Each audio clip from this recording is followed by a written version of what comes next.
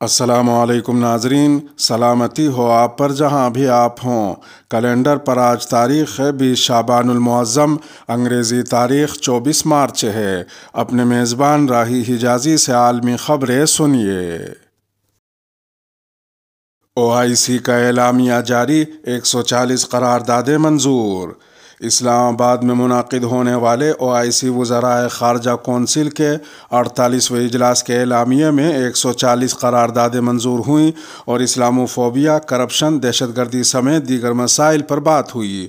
اجلاس میں افغانستان کے لیے قائم خصوصی فنڈ فعال کر دیا گیا، جبکہ اسلاموفوبیا کے خاتمے کے لیے اقدامات پر اتفاق اور افریقی ممالک کے مسائل کے حوالے سے OIC کے خصوصی مندوب کا تقرر کیا گیا ہے۔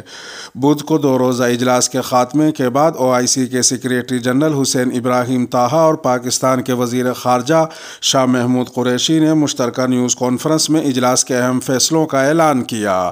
شاہ محمود قریشی نے بتایا کہ کانفرنس میں OIC کے کشمیر کے حوالے سے رابطہ گروپ نے ایک ایکشن پلان بھی منظور کیا ہے، جس کے تحت ممبر ممالک اس مسئلے پر مل جل کر جاندار کوششیں کریں گے۔ سیکریٹری جنرل OIC حسین ابراہیم طاہی نے بتایا کہ کانفرنس میں افغانستان کی صورتحال پر تفصیلی بات چیت ہوئی ہے۔ انہوں نے کہا کہ گزشتہ کانفرنس میں ہم نے افغانستان پر خصوصی نمائندے کے تقرر کی بات کی تھی۔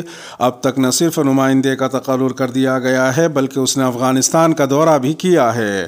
حسین ابراہیم طاہا کے مطابق اسی طرح افغانستان کے لیے OIC کا خصوصی فنڈ بھی فعال کر دیا گیا ہے اور اس کے لیے نائجیریا سے $1 ملین کی رقم بھی موصول ہو گئی ہے۔ حسین ابراہیم طاہا کا کہنا تھا کہ OIC اقوام متحدہ سے مل کر اسلاموفوبیا سے نمٹنے کے لیے تیار ہے۔ شاہ محمود قریشی نے بتایا کہ پہلی مرتبہ چینی وزیر خارجہ نے OIC کے کسی اجلاس میں شرکت کی، جبکہ مجموعی طور پر اجلاس میں 46 وزارتی وفود اور 800 مندوبین شریک ہوئے۔ پاکستانی وزیر خارجہ کا کہنا تھا کہ چین OIC ممالک میں سرمایہ کاری کرنا چاہتا ہے، جو $400 ارب کے قریب ہے۔ اعلامیے میں سعودیہ عرب اور متحدہ عرب امارات پر دہشت گردانہ حملوں کی مذمت کرتے ہوئے اقوام متحدہ کی طرف سے اس حوالے سے قرارداد کی منظوری کا خیر مقدم کیا گیا۔ OIC کا اعلامیہ ترقی اور ڈیجیٹل تبدیلی کو تحریک دینے میں جدت اور ابھرتی ہوئی ٹیکنالوجیز کے بڑھتے ہوئے کردار کو تسلیم کرتے ہوئے روابط اور شراکت کو فروغ دینے کے مشترکہ عزم کا اظہار کرتا ہے۔ تکمیلی تلبینہ، طاقت، صحت اور شفا کے لیے سنت اور طب نبوی کا بہترین نسخہ ابھی آرڈر کریں۔ کم پیسے میں ہمارے ساتھ بزنس شروع کریں۔ بھارت بھر سے ڈسٹریبیوٹر بننے کے لیے کال کریں 8698242261۔ تکمیلی herbal health care, Malegaon, India. لڑکیوں کے سیکنڈری اسکول بند کرنے کے احکامات۔ افغانستان میں طالبان حکومت نے لڑکیوں کے سیکنڈری اسکول کھولے جانے کے چند دنوں بعد پھر سے بند کرنے اور طالبات کو گھر لوٹنے کا حکم دیا ہے، جس نے بڑے پیمانے پر رد عمل کو جنم دیا ہے۔ فرانسیسی خبر رساں ادارے AFP کے مطابق طالبان کے ترجمان انعام اللہ سمنگانی نے اس اقدام کی تصدیق کرتے ہوئے کہا ہے کہ ہاں، یہ درست ہے، تاہم ترجمان نے اچانک اسکولوں کو بند کرنے کے اقدام کی وجہ نہیں بتائی۔ عالمی برادری کی جانب سے طالبان کی حکومت کو تسلیم کیے جانے کے حوالے سے اسے مرکزی نقطے کے طور پر رکھا گیا اور کئی ممالک اور تنظیموں نے اساتذہ کو تنخواہ دینے کی پیشکش بھی کی۔ گزشتہ بدھ کو سیکنڈری اسکولوں کے کھولے جانے کے قدم کو دلچسپی سے دیکھا گیا تھا اور طالبان کے روحانی مرکز قندھار سمیت ہرات اور پنج شیر سمیت کئی علاقوں میں اسکول کھلے تھے۔ افغان وزارت تعلیم کا کہنا ہے کہ اسکولوں کو کھولنا حکومت کا مقصد ہے، تاہم وہ بین الاقوامی دباؤ کے سامنے جھکنا نہیں چاہتی۔ سری لنکا کا اقتصادی بحران، پیٹرول پمپوں پر فوج تعینات۔ سری لنکا نے اہم اجناس کی قیمتوں میں اچانک اضافے اور قلت کی وجہ سے پیٹرول پمپوں پر ہزاروں لوگوں کی لمبی قطاریں لگنے کے بعد ایندھن کی تقسیم میں مدد دینے کے لیے منگل کو سینکڑوں سرکاری پیٹرول اسٹیشنوں پر فوج تعینات کر دی۔ واضح رہے کہ سری لنکا زر مبادلہ کے بحران سے نبردہ آزما ہے، جس نے اس کی کرنسی کی قدر میں کمی پر مجبور کر دیا ہے اور خوراک، ادویات اور ایندھن جیسی ضروری درآمدات کے لیے ادائیگیاں متاثر ہو رہی ہیں، جس سے وہ بین الاقوامی مالیاتی فنڈ یعنی IMF سے رجوع کرنے پر مجبور ہو گیا ہے۔ دارالحکومت کولمبو میں اپنے شوہر اور 2 بچوں کے ساتھ رہنے والی 36 سالہ سیتھاگنا سیکرا نے کہا کہ حکومت صورتحال کو حل کرے۔ انہوں نے کہا کہ ہمیں بہت زیادہ مشکلات اور تکلیفوں کا سامنا ہے۔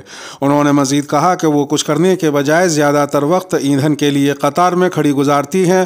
ہر چیز کی قیمت میں اضافہ ہو گیا ہے اور ہم جو روزانہ کماتے ہیں اس سے بڑی مشکلوں سے گزارا ہوتا ہے۔ حکام کا کہنا ہے کہ پیٹرول پمپوں اور مٹی کے تیل کے سپلائی پوائنٹس پر فوجیوں کی تعیناتی کا فیصلہ لمبی قطار میں کھڑے 3 بزرگ افراد کی موت واقع ہونے کے بعد کیا گیا ہے۔ حکومتی ترجمان رمیش پاتھرا نے کہا کہ ذخیرہ اندوزی اور غیر مؤثر تقسیم کی شکایات کے جواب میں یہ اقدامات اٹھانے پڑے ہیں۔ انہوں نے مزید کہا کہ فوج کو عوام کی مدد کے لیے تعینات کیا گیا ہے، ان کے انسانی حقوق کو پامال کرنا مقصد نہیں ہے۔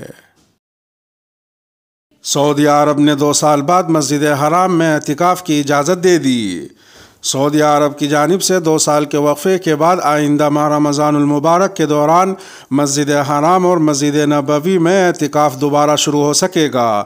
اس بات کا اعلان دونوں مقدس مساجد کے امور کی جنرل پریزیڈنسی کے سربراہ انہوں نے کہا کہ ایوان صدر جلد ہی اپنی آفیشل ویب سائٹ کے ذریعے اجازت نامے جاری کرنا شروع کر دے گا اور یہ مخصوص شرائط اور طے شدہ معیار کے مطابق ہوگا۔ رمضان المبارک کے آخری 10 ایام میں تقریباً 1 لاکھ نمازی دونوں مساجد میں اعتکاف کرتے تھے۔ ایوان صدر نے اعتکاف کا ارادہ رکھنے والے ممکنہ نمازیوں کے لیے رہنما خطوط اور رجسٹریشن کی سہولیات فراہم کرنے کے لیے ایک آن لائن پورٹل بھی شروع کیا ہے۔ ادھر ایک دوسری خبر میں حرمین شریفین کے امور کی جنرل پریزیڈنسی نے مسجد حرام میں نماز کے مقامات متعین کر دیے ہیں۔ ان میں تیسری سعودی توسیع کی تمام منزلیں، شاہ توسیع کی تمام منزلیں اور مسجد حرام کے تمام صحن شامل ہیں۔ انتظامیہ نے مطاف کے صحن اور زمینی منزل کو طواف کرنے والوں کے لیے مختص کیا ہے۔ علاوہ ازیں طواف کے بعد 2 رکعت سنتیں زمینی منزل اور پہلی منزل پر ادا کی جا سکیں گی۔ جنرل پریزیڈنسی نے معتمرین کے آمد و رفت کے واسطے 3 مرکزی دروازے باب الملک عبدالعزیز، باب الملک فہد اور باب السلام مختص کیے ہیں۔ اسی طرح 144 دروازوں اور 3 پلوں کو نمازیوں کی آمد و رفت کے واسطے مختص کیا گیا ہے۔ رمضان المبارک میں افطار کے دسترخوان حرم شریف کی راہداریوں میں لگائے جائیں گے۔ ان کی تعداد 2000 ہوتی ہے۔ ادھر ایک تیسری خبر میں دبئی حکومت نے تمام سرکاری و نجی اداروں میں رمضان المبارک کے دوران لچکدار ڈیوٹی کے اوقات جاری کر دیے ہیں۔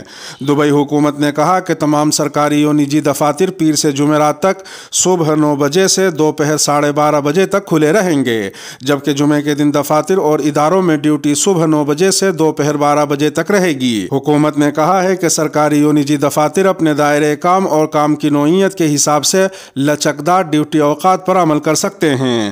اسی طرح دفاتر اور اداروں کی انتظامیہ کو اختیار دیا گیا ہے کہ کام متاثر کیے بغیر کارکنوں سے آن لائن کام بھی لے سکتے ہیں۔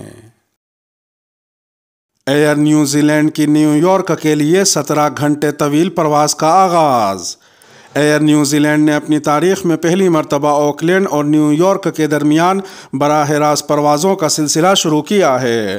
امریکی نیوز چینل CNN کے مطابق طویل دورانیے کی یہ فلائٹس رواں برس 17 ستمبر سے آکلینڈ سے شروع ہوں گی۔ دونوں شہروں سے ہفتے میں بوئنگ 787 ڈریم لائنر کی 3 فلائٹس چلیں گی۔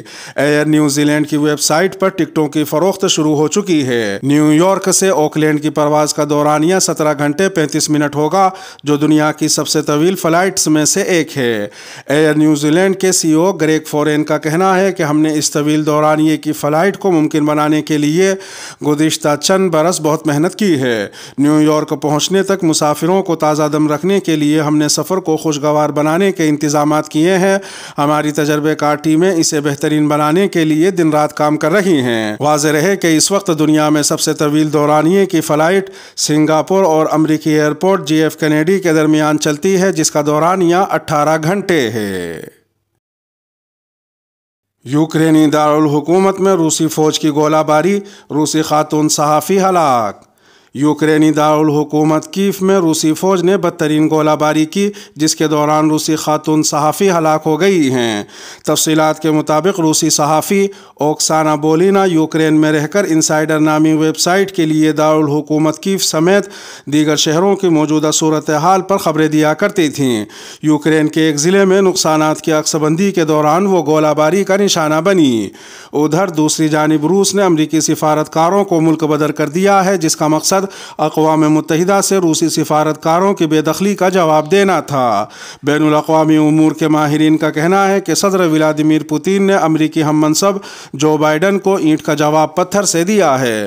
तफसीलात के मुताबिक रूसी वज़ारत ख़ारजा ने वाज़ेह तौर पर कहा कि अक़वाम मुत्तहिदा से रूसी सिफारतकारों को बेदखल किया गया, अमरीका की हर कार्रवाई का मुनासिब जवाब देंगे। वाज़ेह है कि रवां माह अमरीका ने अक़वाम मुत्तहिदा में रूसी मिशन के 12 अहलकारों को मुल्क बदर करवाया था। एक तीसरी खबर में अमरीकी सदर जो बाइडन बुध के रोज से ब्रसेल्स का 4 रोज़ा दौरा कर रहे हैं, जहां वो नेटो और यूरोपीय हलीफों से मिलेंगे और इस बात का इम्कान है कि यूक्रेन पर हमले की वजह से रूस पर मजीद पाबंदियों का ऐलान किया जाएगा।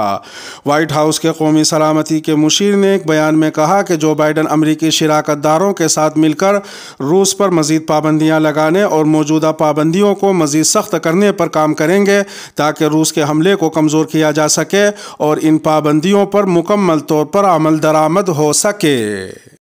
इसके साथ ही खबरों का इख्तिताम हुआ। वीडियो को आखिर तक मुलाहजा फरमाने पर शुक्रिया। वीडियो में कोई चीज़ पसंद आई हो तो बराए करम लाइक के बटन को प्रेस फरमा दें। मिलते हैं शाम 8 बजे इंडिया की खबरों वाली अगली वीडियो में। और अगर आप 8 बजे के बाद ये वीडियो देख रहे हों तो वो वीडियो आपकी स्क्रीन पर नुमादार हो रही होगी। थंबनेल पर टच कर आज के इंडिया की खबरें भी सुन सकते हैं। अपने मेज़बान राही हिजाजी को अब दीजिए इजाज़त। सलामती हो आप पर जहाँ भी आप हों।